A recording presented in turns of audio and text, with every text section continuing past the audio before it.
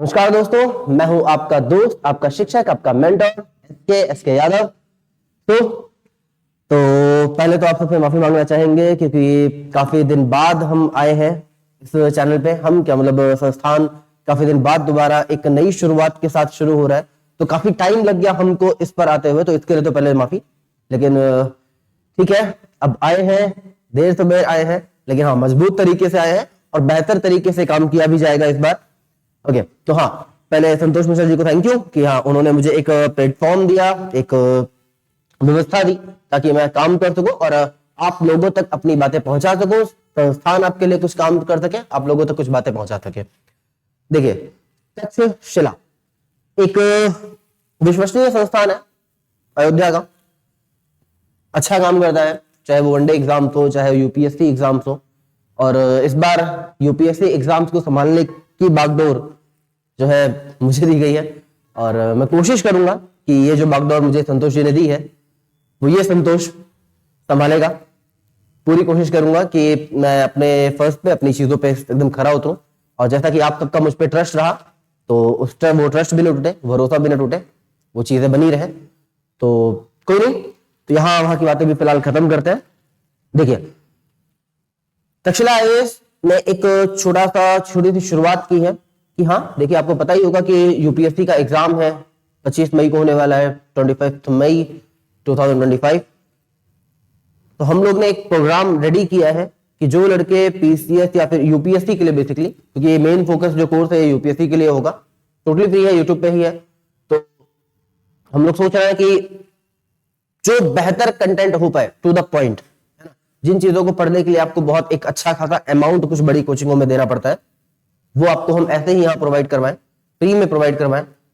आप जिससे कि आपकी जो तैयारी है वो एक बेहतर दिशा में आगे जा सके, बेहतर तरीके से आगे जा सके। ओके, तो बस आपसे हमें कुछ नहीं चाहिए होगा, सिर्फ इतना ही चाहिए होगा कि आप सब देखें, वीडियो देखें, ठीक से पढ़ें, चीजों को समझें, अपना फुल कॉपरेशन में। आपको कुछ भी समझ में नहीं आता है, कोई इश्यू होता है, तो जो तक्षशिला का टेलीग्राम चैनल होगा उसका लिंक डाल दिया जाएगा डिस्क्रिप्शन में, आप उसमें क्वेश्चन पूछें। हम हमेशा अवेलेबल है 24/7 आपकी हर परेशानी को सुनने के लिए।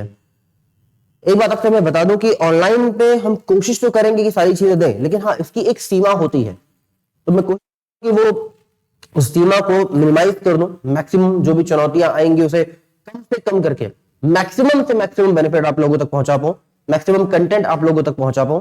लेकिन फिर भी यदि कोई कमी रह जाए तो उसके लिए माफ करिएगा, वैसे नहीं रहेगी, ठीक है।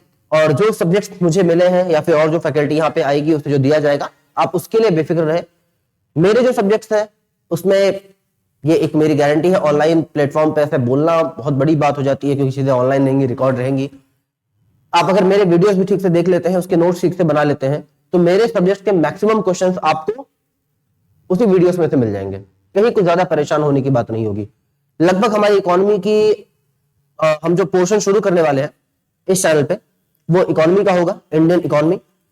और लगभग इसकी 40 क्लासेस होने वाली हैं, 40 से 45 क्लासेस होंगी। अगर आप ये ठीक से पढ़ लेते हैं, हर दिन 1-1.25 घंटे की क्लास होगी, 1-1.25 घंटे आप ठीक से देख लेते हैं, प्रॉपर नोट्स बना लेते हैं, जो हम क्वेश्चन देंगे उसे देख लेते हैं, प्रीवियस ईयर क्वेश्चन को भी आप देख लेते हैं, तो हाँ इकोनॉमिक्स के आने वाले क्वेश्चन आपसे बाहर नहीं जाएंगे, आपसे आपके हाथ से छूटेंगे नहीं, है ना। देखो, लगभग 15 से 17 क्वेश्चन आते ही इकोनॉमिक्स से, 18 मान लीजिए। तो इस पर आपको वही काम करना है। देखो, कुछ क्वेश्चन ऐसे होते हैं 2-3 जो कोई नहीं कर पाता, तो उस पर तो हमें उतना ध्यान नहीं देना। लेकिन हाँ, हमारा एग्जामिनेशन तब रुकता है जब हम वो क्वेश्चन भी नहीं कर पाते जो सब कर पाते हैं, है ना। तो हमारा मेन फोकस है कि पूरे टेंशन को ठीक तरीके से तैयार कर लिया जाए। 1-2 क्वेश्चन की गारंटी तो नहीं ले पाऊंगा मैं, है ना, 17 क्वेश्चन आ रहे हैं तो यूपीएससी के साथ टाइप तो है नहीं, तो 1-2 क्वेश्चन हो सकता है कि आउट ऑफ द बॉक्स चले जाए, लेकिन हाँ उससे ज्यादा आउट ऑफ द बॉक्स नहीं जाएंगे। अगर 17-18 क्वेश्चन है तो 14-15 क्वेश्चन आपको आपके नोट्स में से इजीली तरीके से मिल जाएंगे। और यदि आपने ठीक से कॉपरेट किया है तो आप उन्हें हल करने में, उन्हें सॉल्व करने में भी काफी अच्छे तरीके से एबल होंगे।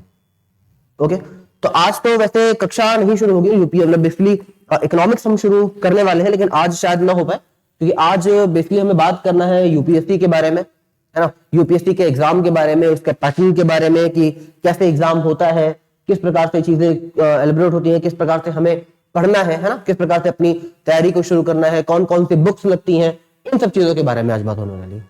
ठीक, तो ये क्लास भी आपके लिए बहुत इंपॉर्टेंट है, तो प्लीज देखें, क्योंकि देखो मेरा मानना है कि अच्छा आपने महाभारत या चीजें तो देखी होंगी, इंडिया से है तो अभिमन्यु हारा क्यों था पता है ना? क्या रीजन था अभिमन्यु के हारने का? तो बताओ, लाइव है ना हम लोग, लाइव है ना? अच्छा रिकॉर्डिंग है, कोई बात नहीं। तो आप सुनिए, अब बात सुनिए कि अभिमन्यु क्यों हारा था, कुछ आइडिया है क्यों हारा था? देखो, चक्रव्यूह को तोड़ने के छह इसके चरण थे, उसको तोड़ने का तो सीख लिया था उसने अपने गर्भ में ही, मां के गर्भ में ही। सातवां नहीं सीख पाया था, अधूरा ज्ञान है ना। ज्ञान पूरा कब होता है? जब हमें चीजें ठीक से पता हो।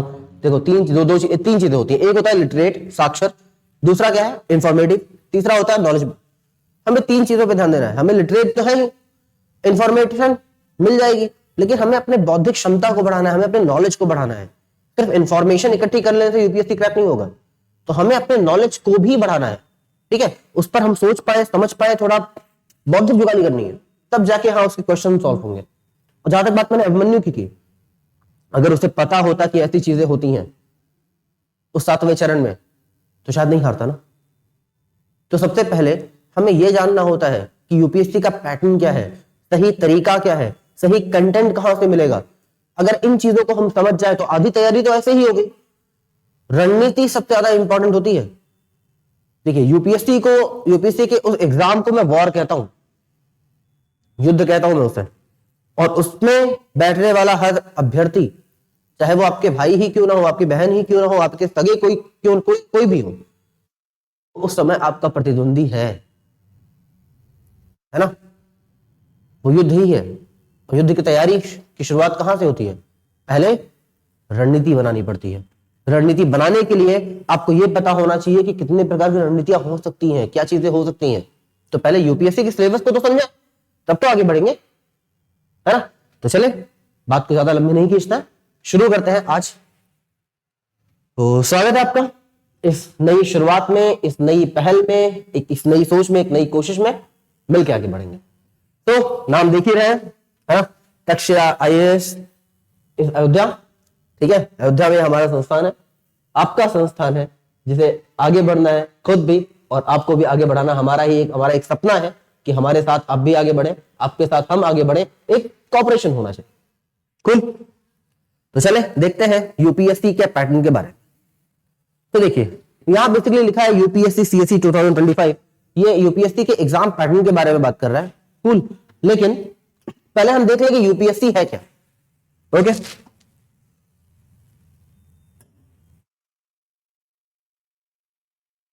देखिए जब हम यूपीएससी की बात करते हैं तो बेसिकली यूपीएससी क्या है? हाँ, बेसिकली यूपीएससी क्या है? यूपीएससी एक क्या है? यूपीएससी एक सिविल, एक सेंट्रल लेवल, है ना, एक केंद्रीय, बेसिकली एक केंद्रीय संस्था है। क्या है? एक केंद्रीय संस्था है जिसका काम क्या है? इसका काम है कि यह केंद्रीय लेवल नौकरियों के लिए क्या करवाती है? केंद्रीय जो स्तर है, केंद्रीय स्तर की नौकरियों के लिए एग्जाम करवाती है, ठीक है। एग्जाम करवाएगी, उसके बाद इवैल्यूएशन करेगी। इवैल्यूएशन का मतलब क्या होता है? आपका जो पेपर होगा उसको चेकिंग करेगी, ठीक है, और उसके बाद एक रिपोर्ट बनाती है, बेसिकली, है ना, एक रिपोर्ट बनाती है, और यह रिपोर्ट भेजती है किसको? Department of personal and training को। किसको भेजेगी? Department of personal and training को। और यह बताती है कि हमने आपके इस जॉब के लिए, आप जो चीजें मांगते हैं एक अभ्यर्थी के अंदर, हमने इन व्यक्तियों को चुना है, इन बच्चों को चुना है जो आपके इन चीजों को पूरा कर सकते हैं और बेसिकली आपके लिए बेहतर कार्य कर सकते हैं, देश के लिए बेहतर कार्य कर सकते हैं, ठीक। तो यूपीएससी क्या है? एक केंद्रीय संस्था है जो केंद्रीय स्तर की जितने भी एग्जाम्स हैं उनको करवाएगी, उनका एवेल्युएशन करवाएगी और आपकी रिपोर्ट एक डीओपीटी को भेजेगी, department of personal and training को, है ना, ताकि आप लोग फिर लबासा में एंट्री लें, हैदराबाद की अकेडमी में एंट्री लें, चीजें करें और आगे बढ़े, और साथ में देश को भी आगे बढ़ाएं, ठीक। तो कौन कौन से एग्जाम बेसिकली करवाती है? तो देखिए यूपीएससी एग्जाम करवाती है, आपने एनडीए का नाम सुना होगा, है ना, एनडीए का एग्जाम यूपीएससी करवाएगी। आपने सीडीएस का नाम सुना होगा, उसका एग्जाम यूपीएससी करवाती है। आपने ईपीएफओ का नाम सुना होगा, इसका एग्जाम यूपीएससी करवाती है, ऐसे ही ये एग्जाम करवाती है CSE, that means civil service examination, है ना, सिविल सेवा परीक्षा, जिसके प्रिपरेशन हम शुरू कर रहे हैं, जिसका एग्जाम 25 मई 2025 को है, पहला युद्ध, है ना। देखिए सीएससी की जो परीक्षा है, देखिए 3 लेवल की परीक्षा ही होगी, है ना। एक तो प्रारंभिक परीक्षा है, दूसरी मुख्य परीक्षा है, और फिर है आपका इंटरव्यू। ठीक, प्रारंभिक परीक्षा, मुख्य परीक्षा और इंटरव्यू, 3 लेवल पे इसका एग्जाम होता है। ठीक, इसका जो पेपर है, इसका जो फॉर्म है प्रारंभिक परीक्षा का, ये इस बार की जो डेट आई है, आई थिंक ये है 22 जनवरी, है ना, 22 जनवरी को इसका फॉर्म आएगा। एग्जाम कब होगा, एग्जाम बता ही चुका हूं मैं, 2-3 बार बोल चुका हूं इस वीडियो में ही कि हाँ 25 मई को होने वाला है 2025 में। देन सितंबर में इसका मुख्य परीक्षा होगा, आई थिंक इस बार सितंबर में, अगस्त में ही है, और फिर दिसंबर से शुरू होगा आपका इंटरव्यू। ठीक, तो 3 लेवल पे एग्जाम होने वाला है। कैसे होगा, आगे बढ़ते हैं, देखते हैं।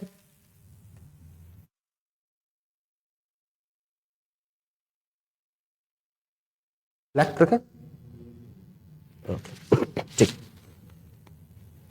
चलो। तो पहले तो हम ये देख लें कि प्रारंभिक परीक्षा का तरीका क्या है।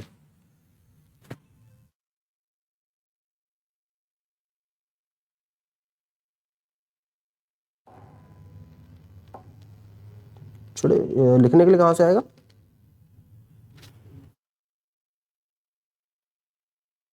चलो इसे भी लिख लेना, कोई दिक्कत नहीं है।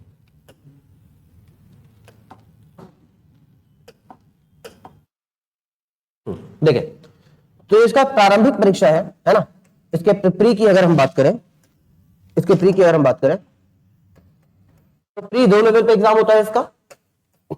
ठीक है, एक होगा आपका जीएस फर्स्ट और एक होगा आपका जीएस सेकेंड। हाँ, इसलिए जीएस सेकेंड को हम कहते हैं सी सैट। ठीक है, तो सी सैट के जो मेन सब्जेक्ट है, सी सैट के मेन सब्जेक्ट है आपका मैथ, रीजनिंग एंड कॉम्प्रिहेंशन, ये मेन सब्जेक्ट होते हैं। लगभग इसमें लगभग क्या मेन ही है कि हाँ 80 क्वेश्चन आएंगे।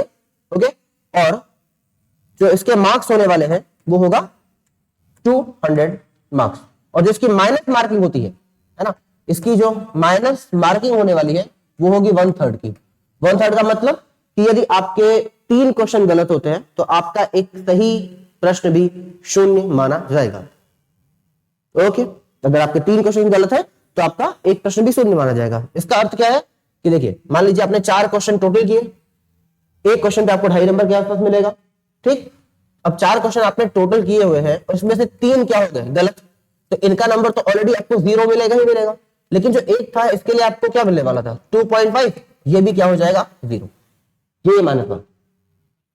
ठीक है, लेकिन हाँ इसका एक नेचर है कि ये जो जीएस सेकंड होता है, जो आपका सी सेट है, ये होता है क्वालिफाइंग नेचर का। किस नेचर का, क्वालिफाइंग नेचर का। क्वालिफाइंग नेचर का मतलब क्या है कि इसमें इस 80 क्वेश्चन में से अप्रोक्स आपको कितने क्वेश्चन करने हैं, 27 कर लेते हैं, दैट्स इट। इसका नंबर आपके रिजल्ट में जुड़ने वाला नहीं है, आपके प्री में इसका नंबर बिल्कुल भी नहीं जुड़ेगा। ये बस क्वालिफाइंग नेचर का है। आपको 27 क्वेश्चन करेक्ट करने हैं माइनस करने के बाद, जो भी यदि आप माइनस में जाते हैं तो माइनस करने के बाद 27 क्वेश्चन आपके करेक्ट हो, ओके, आप प्री में सीसैट में बेसिकली क्वालिफाई माने जाएंगे, लेकिन इसका नंबर जुड़ेगा नहीं। अगर आप पूरे के पूरे करके चले आते हैं, सारे एक्यूरेट सही होते हैं, 200 में 200 हो जाए, उसके बावजूद इसका कोई मतलब नहीं है कि आपके रिजल्ट में नहीं जुड़ेगा। लेकिन हाँ, इसका यह अर्थ नहीं है कि हमें इस पर ध्यान नहीं देना होगा, हमें काफी अच्छा ध्यान देना होगा, क्योंकि बहुत सारे बच्चे सीसैट में फेल हो जाते हैं, जीएस में अच्छा स्कोर कर जाते हैं बट सीसैट फेल हो जाता है, तो हमें इस पर थोड़ा बहुत ध्यान तो देना ही होगा। देन बचा आपका GS1, है ना, देन बचा आपका GS1, और GS1 के बारे में देख लेते हैं क्या है।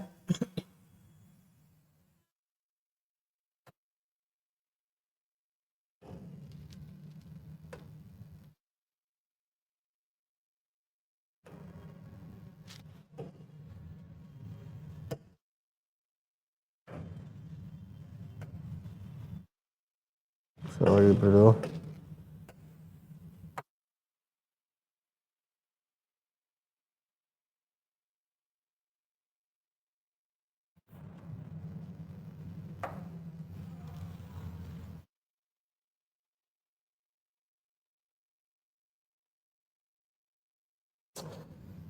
एक्चुअली बोर्ड अभी ये आया है मेरे हाथ में और थोड़ा सेट होने में टाइम लगेगा, एक दिन का, तो बस आज तक का, कल से इतना टाइम नहीं लगेगा, है ना। अब हम बात कर रहे हैं प्री के पहले पेपर के बारे में, GS1। ठीक, GS1 में क्वेश्चन कितने होंगे? GS1 में क्वेश्चन होंगे अप्रोक्स यही होते ही हैं, 200 मार्क्स का होगा। ठीक है, 100 क्वेश्चन होंगे, 100 क्वेश्चन होंगे। इसका मतलब है एक क्वेश्चन पे आपको कितने नंबर मिलेंगे? 2, और सेम माइनस मार्क। ठीक है, और सेम माइनस मार्किंग होने वाली है। क्लियर? अब ये हो गया इसका एग्जाम प्रीलिम्स, जो कि मैंने आपको बता दिया कि प्रीलिम्स में 2 पेपर होंगे, एक GS1, GS2। GS2 is called as like CSAT, है ना। सीसैट में 3 सब्जेक्ट होंगे, math, reasoning and comprehension. 80 question, 200 marks, 1/3 की माइनस। सेम GS1 में वही 100 क्वेश्चन, 200 मार्क्स एंड 1/3 की माइनस। ठीक है, अब बात करते हैं कि इसमें आते कौन कौन से सब्जेक्ट है। जैसे भाई कि मैंने पहले ही कहा कि अगर हम प्रिपरेशन कर रहे हैं तो हमें पहले तो ये पता हो कि रणनीति क्या होने वाली है। रणनीति का मतलब यही तो है ना, कि कौन से सब्जेक्ट्स आते हैं, हमें पढ़ना क्या है। तो देखिए,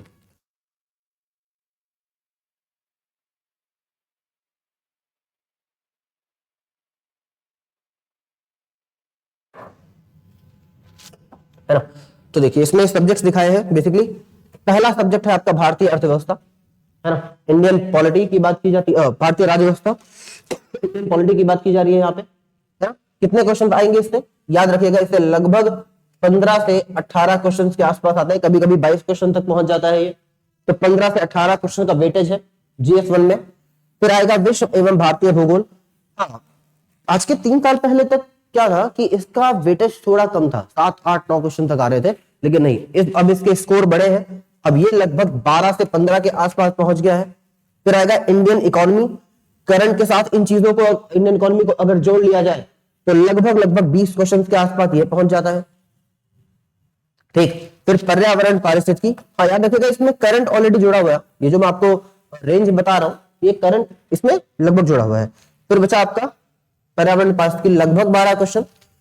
भारतीय इतिहास, ये एक बड़ा स्कोर करता है प्री में, एक ठीक ठाक स्कोर करता है, लगभग 18 क्वेश्चन के आसपास आएगा। ठीक, और फिर आपका साइंस एंड टेक, लगभग 10 से 12 क्वेश्चन, और एक IR का पोर्शन है 7-8 क्वेश्चन। तो चीजें थोड़ी ऊपर नीचे। ठीक है, आप देख लें, 15 से 18 यहां है तो लगभग 10-12 यहाँ पे 30 हो गए, 30, 20, 50, और एक रेंज निकाल लें। चीजें थोड़ी बहुत ऊपर नीचे हो सकती है, लेकिन इस तरह ऊपर नीचे नहीं होगा। लेकिन हाँ, फिर भी अगर हम कोर सब्जेक्ट्स देखें आपके प्री के लिए तो वो है पॉलिटी। अगर इसमें 16 क्वेश्चन भी आ जाए, और देखिए पॉलिटी में ज्यादा कुछ चेंजेस तो होगा नहीं, है ना। जो कॉन्स्टिट्यूशन अमेंडमेंट हुए होंगे एक वही करंट है, अदरवाइज सारा का सारा ट्रेडिशनल है। और ठीक से अगर ध्यान दिया दे लिया जाए तो मैं नहीं कहता हूं कि आप पूरा का पूरा कर ले। 18 अगर 15-16 क्वेश्चन आ रहा है तो आधा कर ले, एक एवरेज स्टूडेंट की तरह, है? एक एवरेज स्टूडेंट अगर आप 8 भी इसमें करेक्ट कर ले जाते हैं। ठीक, ज्योग्राफी में कम से कम 4 से 5-6 क्वेश्चन ऐसे होते हैं जो बहुत इजी होते हैं, ये देखे हैं मैंने पेपर, क्योंकि हम खुद इंटरव्यू तक गए तो आई नो मेरे बल, है ना। तो कम से कम 6, 7, 8 क्वेश्चन में इसकी भी बात कर लेता हूं। इंडियन इकोनॉमी मेरा फेवरेट है, और मैं कहता हूं कि अगर आपने मेरे नोट्स ठीक से पढ़े हैं, आपने क्लासेस ठीक से देखी है, बहुत दिलजगाली की है और नोट्स बनाए हैं, तो आई एम डैम श्योर अगर 20 क्वेश्चन पूछा है तो आप 15 से नीचे तो नहीं रहेंगे, मतलब ही नहीं, मैं नहीं रहता आप तो रहेंगे, है ना। तो हम पहुंचेंगे लगभग, फिर भी 10 मान रहा हूं as like average student. Environment ecology to the point पूछेगा, मैं 7 क्वेश्चन मानता हूं, सीधे आधे कर रहा हूं मैं। देखिए जो हिस्ट्री की बात करें तो हिस्ट्री में 3 पोर्शन से क्वेश्चन आते हैं, एंशिएंट आएगा, मिडिवल आएगा एंड मॉडर्न आएगा। सबसे ज्यादा क्वेश्चन मॉडर्न से होते हैं, तो इसके लिए मैं 5 क्वेश्चन ही मानता हूं क्योंकि थोड़े से ट्रिकी होते हैं।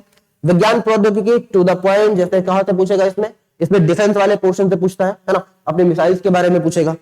ठीक, अपने कुछ टैंक्स के बारे में पूछेगा, नई कोई ट्रीटी हुई है मिसाइल चीजों को लेकर, उससे पूछेगा।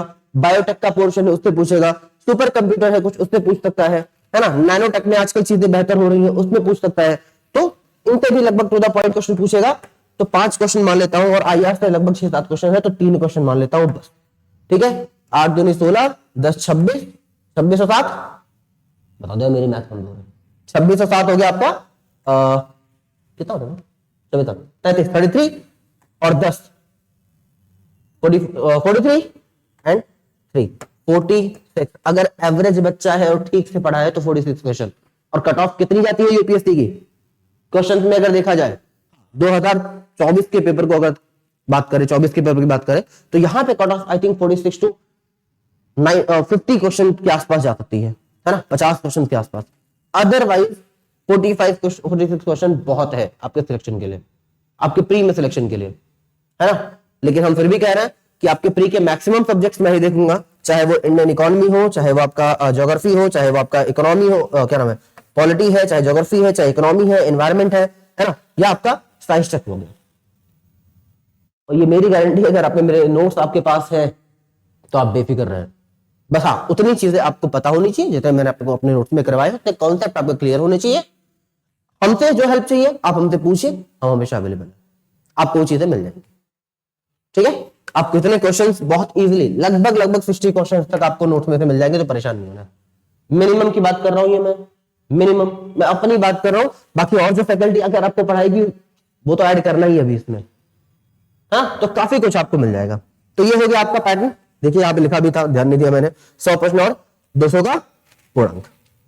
अब बात करते हैं बेसिकली कि प्रारंभिक परीक्षा हो जाएगी, प्री में आप ठीक ठाक क्वालिफाई कर ले जाते हैं, उसके बाद आएगा मेंस।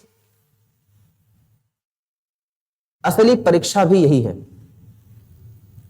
जो रियल एग्जाम है ना वो मेंस ही है। और वेट अ सेकंड ना, just a second,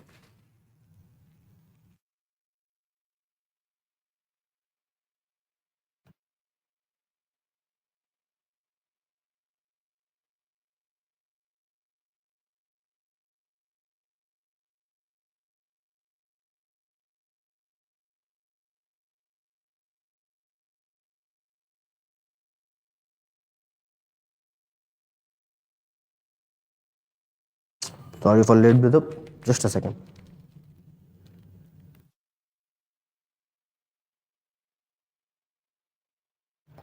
okay done, ठीक, चलो।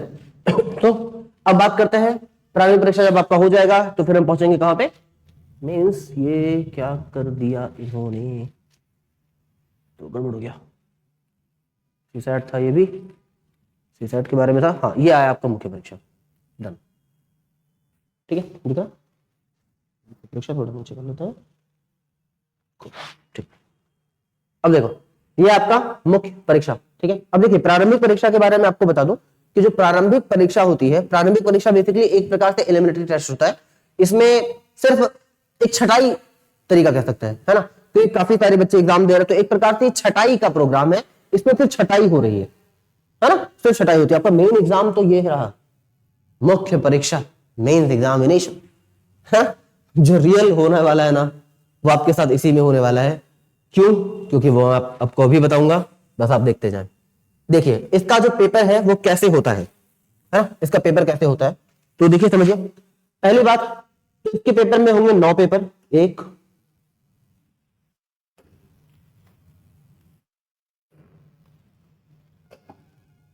ठीक है, 1 2 3 4 5 6 7 8 9, है ना, 9 पेपर होने वाले हैं। एक पेपर है आपका भारतीय संविधान के 8वीं अनुसूची में कुछ भाषाएं दी गई हैं, तो अभी वर्तमान में 22 भाषाएं हैं, 2 और भाषाओं को जोड़ने की बात की जा रही है, तो जब जोड़ा जाएगा उसके बाद देखा जाएगा, लेकिन अभी फिलहाल 22 भाषाएं हैं, है ना, 22 भाषाएं हैं। तो इन 22 भाषाओं में से एक भाषा आपके पास आपको आनी चाहिए, ठीक है, इन 22 भाषाओं में से एक भाषा आपको आनी चाहिए। तो अगर आप यहाँ यूपी से हैं तो मुझे तो कंफर्म है कि हाँ आपको हिंदी आती होगी, तो यहाँ पे आप क्या लेंगे, बेसिकली हिंदी ले लेंगे। फिर एक दूसरा पेपर होने वाला है इसी का, ये भी भाषा संबंधी ही है, जो कि किसका है, इंग्लिश का, ठीक है। ये दोनों लैंग्वेज के प्रश्न है और ये दोनों क्वालिफाइंग होते हैं, दोनों लैंग्वेज के प्रश्न है और दोनों के दोनों क्या है, क्वालिफाइंग है। क्वालिफाइंग का मतलब दोनों 300 नंबर के होने वाले हैं, दोनों 300 नंबर के होने वाले हैं, और इसमें आपको एक सर्टेन नंबर लाना है 25%, दैट्स, है ना, आप इसमें क्वालिफाइंग माने जाएंगे।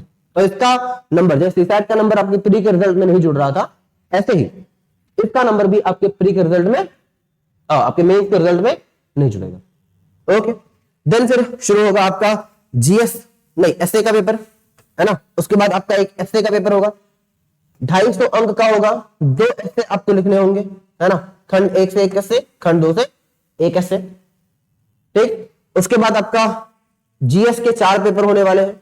सारे पेपर कितने के होंगे? 250, 250, 250 एंड 250। ठीक है, तो 250 का आपका एसए है और 250 के 4 जीएस के पेपर, दैट मींस कितना हो गया? 1250, 1250 रुपए के 1250 नंबर्स के आसपास।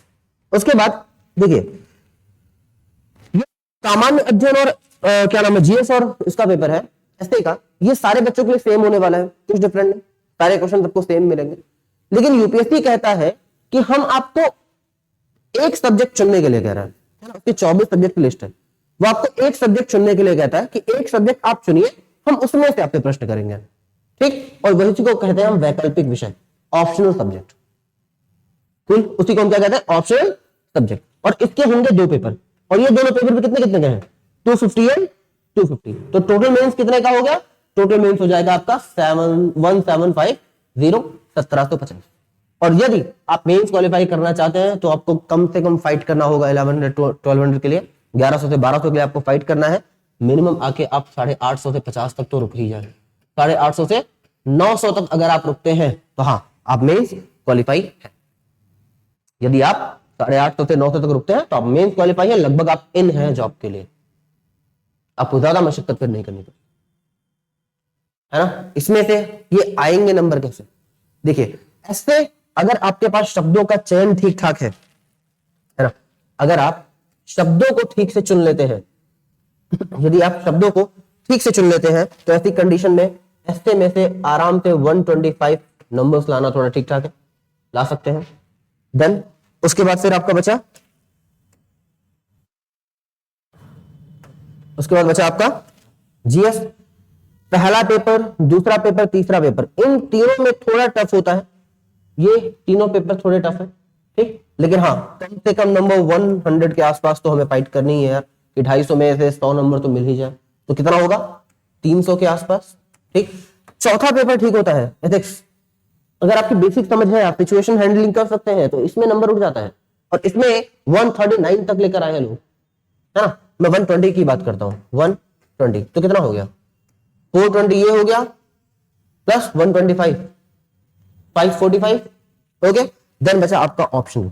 अगर आपने ऑप्शनल सही चुना है, सही मेहनत की गई है, तो इस 500 में से 300 नंबर तक इसमें भी लाया जा सकता है। तो 545 में आप 300 ऐड कर लें, 845। आपके मेंस निकलने के आसार बहुत ज्यादा, आपके मेंस निकलने के आसार बहुत ज्यादा है। आप चाहे 2024 का कट ऑफ ही देख लीजिए, है ना, तो आपके मेंस निकलने के आसार बहुत ठीक ठाक हो जाते हैं, आप आराम से मेंस क्वालिफाई कर सकते हैं। लेकिन ये इतना आसान नहीं होगा जितना आसान मैं कह रहा हूं, क्योंकि पहले पेपर में जो आपका ये एस्से है, यहां पे तो आपको सिर्फ 24 तो शब्द लिखने हैं मैक्स टू मैक्स, लेकिन बाकी के जीएस के पेपर में, हर पेपर में आपको 4000 वर्ड लिखने हैं। मतलब एक दिन में 2 पेपर होने वाले हैं, तो एक दिन में 8000 वर्ड्स उंगलियां बोल जाती हैं। तो आपकी उंगलियों में उतनी ताकत होनी चाहिए, उसके लिए उतनी ही प्रैक्टिस करनी पड़ेगी। एक व्यक्ति ने कहा था, है ना, अभी मुझे उसका नाम नहीं याद आ रहा, हाँ, लेकिन बात अच्छी है तो बात याद है। नाम का क्या है, नाम में क्या रखा है ना। तो बात ये थी कि जो व्यक्ति प्रैक्टिस में, है ना, जो व्यक्ति अभ्यास में ज्यादा पसीना बहाता है, वह रण क्षेत्र में कम खून बहाता है ना। तो हमें यहां पे ज्यादा पसीना बहाना है, मैक्सिमम प्रैक्टिस करनी है, जिससे एग्जाम हॉल में हमारे पसीने ही बहे, खून न बहे, और हम क्वालिफाई कर जाए। देन फिर आपका ऑप्शनल ठीक तरीके से हो जाए तो ये नंबर हासिल किए जा सकते हैं इजीएस्ट। देन अब बात होगी आपके इंटरव्यू की। हाँ, नहीं पहले इसमें सब्जेक्ट्स कौन कौन से आते हैं, ये तो इंपॉर्टेंट है, भूल ही गया था मैं बताना। देखिए, इसमें हिस्ट्री पहले पेपर का सब्जेक्ट है, ज्योग्राफी दूसरे पेपर का सब्जेक्ट है, इंडियन सोसाइटी ये आएगा आपके तीसरे पेपर में और दूसरे पेपर में, फिर सोशल इश्यू। तो हिस्ट्री के भी कई पोर्शंस है ना, हिस्ट्री कई पोर्शंस है, मैं आपको ऐसे बताते हुए चलता हूं, यहीं पे एक्सप्लेन कर लेता हूं।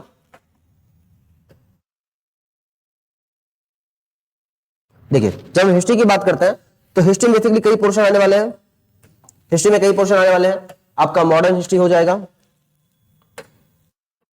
आपका मॉडर्न हिस्ट्री हो जाएगा, आपका वर्ल्ड हिस्ट्री हो जाएगा, है ना, आपका क्या नाम है, एंशिएंट हिस्ट्री है, ठीक, आपका आर्ट एंड कल्चर है, ये भी हिस्ट्री का ही पार्ट है, ठीक, और आपका मेडिवल हिस्ट्री भी है।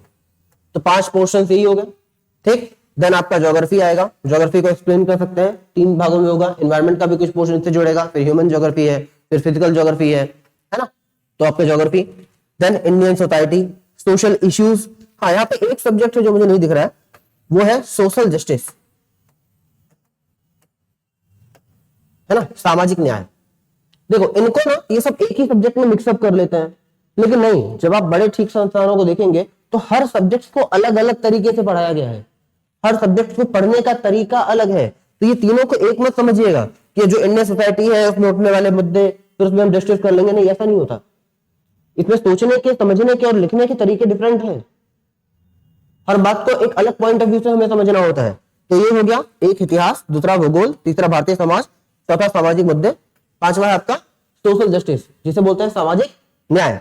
Then core subject polity, second paper का है, IR, फिर शासन, गवर्नेंस, फिर बचा आपका इकोनॉमी, एनवायरमेंट इकोलॉजी, विज्ञान और प्रौद्योगिकी, साइंस एंड टेक्नोलॉजी। याद रखिएगा कुछ क्या होता है ना, बहुत सारे संस्थान, यहाँ पे मैं अयोध्या की बात कर रहा हूँ, बहुत सारे संस्थान है यहाँ पे विज्ञान और प्रौद्योगिकी, साइंस एंड टेक्नोलॉजी लिखा हुआ है, लेकिन वो पढ़ाते हैं जनरल साइंस, फिजिक्स, केमिस्ट्री और बायो। यूपीएससी इस पे क्वेश्चन नहीं पूछता, मुझे नहीं याद है कि यूपीएससी लास्ट टाइम इस पे क्वेश्चन का पूछा था। यूपीएससी क्वेश्चन पूछता है साइंस एंड टेक्नोलॉजी पे, जनरल साइंस से थोड़ा सा हट गया है ना, वो टेक के बारे में पूछता है, जैसे मैं बोला ही था, बायोटेक के बारे में पूछेगा आपसे, है ना, नैनोटेक के बारे में पूछेगा, सुपर कंप्यूटर के बारे में पूछेगा, स्पेस टेक के बारे में पूछेगा, डिफेंस के बारे में पूछेगा, है ना, न्यूक्लियर के बारे में पूछेगा, वो पूछता है वो भी उसमें भी टेक्नोलॉजी बेसिस या कोई नई ट्रीटी हुई है उसके बेसिस पे, ठीक। बायोलॉजी से हट गया थोड़ा सा वो। देन फिर आपका है इंटरनल सिक्योरिटी, देन आपदा प्रबंधन, और चौथे पेपर का राजा एथिक्स। कितने से हुए, 1 2 3 4 5 6 7 8 9 10 11 12 13 और ये 14, तो लगभग 14 सब्जेक्ट्स हैं आपके मेंस में, ठीक है। ये जो 13 है ये 3 पेपर में बटे होंगे, चौथे पेपर में अकेले राजा बन के होता है नीति शास्त्र, दैट मींस एथिक्स, ठीक। देन फिर आएगा आपका साक्षात्कार, जहां तक पहुंचना ही लोगों का सपना होता है। बहुत सारे लोग तो यही सोचते हैं कि यहां तक पहुंचे तो सही, अगर आप यहां तक भी पहुंच गए ना तो बहुत बड़ी बात हो जाती है, बहुत बड़ी बात अपने आप, ठीक है। मैं समझता हूं वहां से वापस आने का दुख भी होता है, बहुत अच्छा दुख होता है, लेकिन वहां तक पहुंचने में भी एक अलग ही सुकून होता है, एक अलग ही गर्व होता है, ठीक है। इस बार नहीं तो अगली बार, है ना। अब साक्षात्कार, इसका टोटल नंबर होगा 250, और आपका जो बेटा फाइनल रिजल्ट आने वाला है ना, जो आपका फाइनल रिजल्ट आने वाला है वो कैसे आएगा, mains plus interview equal to आपका जो भी नंबर मिलेगा, एक्स करके बोल दें हम इसको, है ना, एक्स करके। जैसे मेंस में आपको नंबर मिला 850, देन प्लस इंटरव्यू में मिल गया आपको 150, तो आपका हो गया 1000। अब इस पर डिपेंड करेगा कि आपको कौन सी जॉब मिली है, बेसिकली आपको कौन सी रैंक मिली है ना, और आप किस कैटेगरी में काम करने वाले, ठीक है। यहां तक की बात क्लियर। अब हम बात करते हैं छोटों की, बेसिकली हमें पढ़ना क्या क्या है, कौन कौन सी बुक पढ़नी है। बहुत से लोगों को ये डाउट होता है कि सर कौन कौन सी बुक पढ़े, पहले तो ये बता दीजिए, है ना। तो बुक्स के लिए हम बात करते हैं,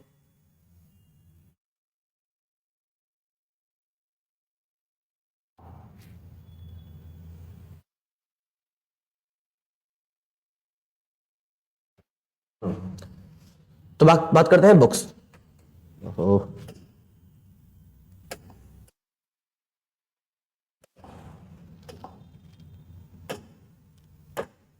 ठीक, बात करते हैं बुक्स के बारे में कि कौन कौन सी बुक्स हमें लगने वाली हैं। तो देखिए हिस्ट्री से शुरू करते हैं। अगर हिस्ट्री को देखना हो, है ना, तो हिस्ट्री के लिए आप देखिएगा एंशिएंट एंड मिडवल के लिए आप देख सकते हैं पूनम दलाल, है ना, पूनम दलाल देख लीजिएगा, इंग्लिश मीडियम वाले, है ना, ये इंग्लिश वाले देखिएगा। और अगर कोई हिंदी मीडियम वाला है तो हिंदी वाले देख ले सौरभ चौबे, है ना, सौरभ चौबे देख लीजिएगा। और अगर सौरभ चौबे नहीं समझ में आ रहा है, आपको कुछ और देखना है, तो सौरभ चौबे नहीं, आप एक बुक और देख सकते हैं, सुमित सरकार देख लीजिएगा, सुमित सरकार। इनमें से कोई बुक ले लीजिए, पूनम दलाल में से हिंदी में भी अवेलेबल है, तो आपको जो ठीक लगे वो देख लें। एंशिएंट हिस्ट्री और मिडिवल हिस्ट्री बुक वो लीजिए जो बेसिकली आपको समझ में है, बात तीनों में सेम लिखी है, बात में कोई इशू नहीं है। और ऐसा नहीं कि सारी बुक्स पढ़नी है, नहीं, बिल्कुल। इसलिए क्या कहता है कि मुझे सामने जो हमारा अपोनेंट है, मुझे इस बात से डर नहीं लगता कि उसने 1000 पैटर्न पे प्रैक्टिस कर रखी है, मुझे इस बात से डर लगता है कि उसने किसी एक मूव पर 1000 प्रैक्टिस तो नहीं की है। क्योंकि जिस बार प्रैक्टिस की होगी, जिस मूव पर उसने 1000 बार प्रैक्टिस की होगी, वो उसका बेस्ट मूव होगा और शायद उसका तोड़ मेरे पास ना हो, है ना। तो सारी बुक्स में सेम चीजें लिखी हैं, बस आपको कौन सी समझ में आती है तो आप अपने हिसाब से अप्रोप्रिएट तरीके से देख सकते हैं। साथ में हिस्ट्री का दूसरा पोर्शन, मॉडर्न की बात करें तो मॉडर्न के लिए एज ए स्टोरी लाइन आपको पढ़ना है तो विपिन चंद्रा, अदरवाइज आप स्पेक्ट्रम देखिए, बेस्ट बुक है। हाँ, थोड़ी सी बोरिंग लग सकती है आपको, बट हाँ अच्छी है, ठीक है। देन हिस्ट्री का अगला पोर्शन है आर्ट एंड कल्चर, इसके लिए आप देखिएगा नितिन सिंघानिया। नितिन सिंघानिया, आप ये बुक देख सकते हैं इसके लिए। और साथ में इंग्लिश मीडियम वाले एक चीज जरूर कर ले कि क्या नाम है, तमिलनाडु बोर्ड की जो बुक होती है एनसीईआरटी, है ना, तमिलनाडु बोर्ड की एनसीईआरटी आप देख लीजिएगा, तमिलनाडु बोर्ड की एनसीईआरटी देख लीजिएगा, हो जाएगा, ठीक है। तो ये हो गया आपका हिस्ट्री। अब हम बात करते हैं आपसे हिस्ट्री के बाद पॉलिटी के लिए।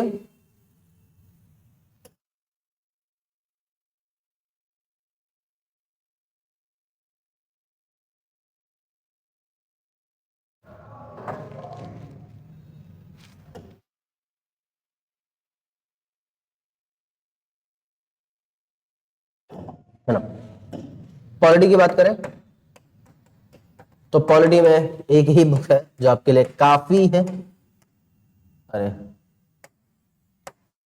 लक्ष्मीकांत, है ना, एम लक्ष्मीकांत आप देखिएगा पॉलिटी के लिए, ठीक है। एम लक्ष्मीकांत आप देख लीजिएगा, ये आपके पॉलिटी के लिए ठीक ठाक है। बाकी जो मैं पढ़ाऊंगा मेरे नोट्स देख लीजिएगा, मोर देन इनफ है, ठीक, बाकी कहीं परेशान नहीं होना। फिर जियोग्राफी के लिए, जियोग्राफी के लिए आप देख सकते हैं बेसिकली जीसी लियोंग देख लीजिए, है ना। इंग्लिश मीडियम वाले, हिंदी वाले देख ले महेश बड़वाल देख सकते हैं, ठीक, या मेरे नोट्स देख लें, या फिर एनसीईआरटी देख ले 9 to 12, ओल्ड वाली भी और न्यू वाली भी, दोनों एक बार गो थ्रू हो जाइएगा उससे, बस बाकी नोट्स बहुत है। और एटलस जो इसका आएगा, एटलस आप कोशिश करिएगा आपको मिल जाए ब्लैक स्वॉन, ब्लैक स्वॉन, है ना, ब्लैक स्वॉन का आपको एटलस मिल जाए ज्योग्राफी के लिए। साथ में लिखते चलिएगा या फिर थोड़ा वीडियो स्लो कर लीजिएगा। ब्लैक स्वॉन हो गई, पॉलिटी हो गया, हिस्ट्री हो गया, ज्योग्राफी हो गया, डन। अब क्या देखना है हमें, हमें देखना है इकोनॉमिक्स। इकोनॉमिक्स तो इसके लिए सबसे पहले तो देखिएगा SKY, स्काई के नोट, स्काई मींस मैथ, है ना, मेरे क्लास नोट देख लीजिएगा, डोंट वरी, हो जाएगा। और साथ में ही अगर आपको बुक प्रेफर करना है, बुक पढ़ना ही है, तो रमेश सिंह देख लीजिएगा, है ना, तो रमेश सिंह देख लीजिएगा, कोई इशू नहीं है इकोनॉमिक्स के लिए। साथ में आपको इसके लिए थोड़ा अब बजट देखना होगा, है ना, बजट देखना होगा, इकोनॉमिक सर्वे देखना होगा। वैसे ये सब सारी चीजें मैं करवाऊंगा तो उतना परेशान नहीं होना है। तो बजट, इकोनॉमिक सर्वे भी देख लीजिएगा, और बुक चाहिए तो रमेश सिंह, अदरवाइज मेरे notes is more than enough, है ना। अब आपका हो गया history, geography, polity, economics. Environment के लिए आप कोई भी बुक ले लीजिए, ठीक है। बेसिकली एनवायरमेंट के लिए अगर आपको बनारस के एक प्रोफेसर है, चले मैं अगली वीडियो में उनका नाम बता दूंगा, मुझे भी ठीक से याद नहीं आ रहा, या फिर एक काम करिएगा एनवायरमेंट के लिए छोड़ दीजिएगा, मैं देख लूंगा, एनवायरमेंट में देख लूंगा, परेशान मत होइए, कोई बुक नहीं चाहिए उसके लिए। आईआर, है ना, आईआर के लिए बुक आपको मिलेगी इंटरनेशनल रिलेशंस, इसके लिए बुक आप देख लीजिएगा, पवनीत सिंह करके बुक है, पवनीत सिंह इनकी बुक है, ये देख लीजिएगा। या फिर पुष्पेश पंत, पुष्पेश पंत सर, है ना, पवनीत सर या पुष्पेश पंत सर, इनकी बुक देख लीजिएगा, बेस्ट है आईआर के लिए। एथिक्स, एथिक्स के लिए है लेक्सिकन, है ना, एथिक्स के लिए है लेक्सिकन, एथिक्स के लिए आप लेक्सिकन देख लीजिएगा, देन मोर देन इनफ। इसके बाद आपको जो कुछ चाहिए सब संस्थान द्वारा मिल जाएगा, जो भी कंटेंट देना होगा आपको संस्थान द्वारा मिल जाएगा। आप हमारे टेलीग्राम के साथ जुड़िएगा, आपको प्रोवाइड करवा दिया जाएगा, उसके अलावा और कहीं आपको कुछ परेशान होने की जरूरत नहीं है ना, कहीं परेशान नहीं होना है, चीजें हम देख लेंगे। हाँ, अगर कुछ अलग से पढ़ना हुआ तो वो हम बता देंगे आपको, ठीक है, परेशान मत होइए, चीजें हो जाएंगी, इजीली हो जाएंगी। बेसिकली अभी आपसे सिर्फ इतना हम चाहते हैं कि आप क्लास में आए, क्लास को एंजॉय करें, पढ़ाई को एंजॉय करें, है ना, क्योंकि जब हम मजे के साथ पढ़ेंगे तभी चीजें होंगी। ठीक है, तो बस आज हम यहीं तक है। कल आपकी इकोनॉमी की पहली क्लास होगी, इंडियन इकोनॉमी। ठीक, तो आप सबसे विनती है मेरी, प्लीज प्लीज प्लीज एक बार ट्रस्ट कर देखें, मुझ पे भी और इस संस्थान पे भी। आपका नुकसान नहीं होगा, ये मैं इस संस्थान की तरफ से दावा। ठीक है, तो मिलते हैं आपसे। जय Hind. Okay okay, thank you.